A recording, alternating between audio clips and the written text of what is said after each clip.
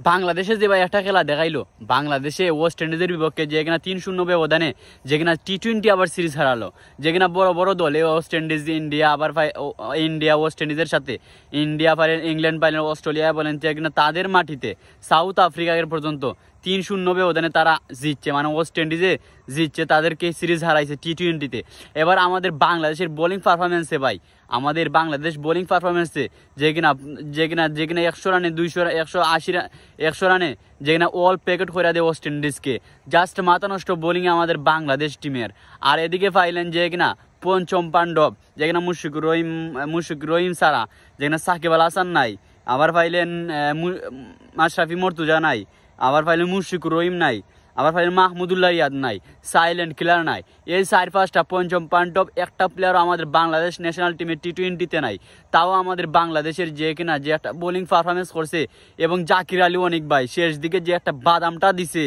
Just মাথা নষ্ট ভাই, যে কিনা জাকির আলী অনেক, যে কিনা পঞ্চম, যে কিনা মাহমুদুল্লাহ রিয়াদ, মানে আমাদের নিউ সাইলেন্ট কিলার, মাহমুদুল্লাহর পরিবর্তে ফিনিশার হয়ে যে কিনা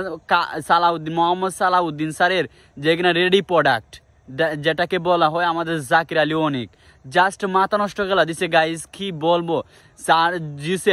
জুসেফ রেকের নাটাইলিছে ভাই, সে একলা এসে নাটাইলিছে, যেখানে 2 ওভারে 2 সাইড 5টা ছক্কা, 2 ওভারে 4-5টা ছক্কা, আর লাস্টে দিয়ে যে একটা ফিনিশিং দিচ্ছে ভাই, কি বলবো, আসলে মাথা থাত জোসেফের, যে কিনা আমাদের বাংলাদেশের হয়ে যে একটা ফিনিশার আবার আসবে, যে কিনা মোহাম্মদ সালাউদ্দিন স্যারের রেডি প্রোডাক্ট ভাই, অসাধারণ খেলছে ভাই, অসাধারণ খেলে, যে কিনা জাকির আলী অনেক, শামীম পাটোয়ারি, শেখ মেহেদি হাসান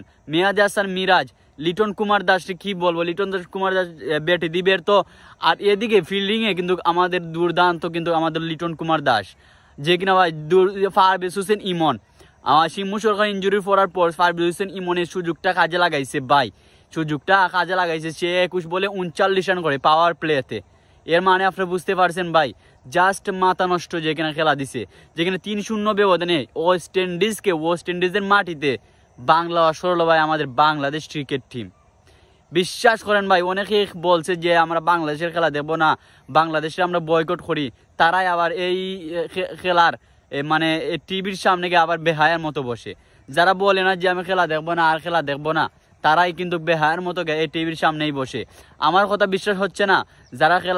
খেলাকে আমাদের বাংলাদেশ খেলাকে বয়কট করছিল, তাকে আপনি একটু জিজ্ঞাসা করেন যে ভাই আপনি খেলা দেখছেন কি না দেখছেন। যদি খেলা দেখে না, আমি 100% সে মিশা কথা হয়েছে।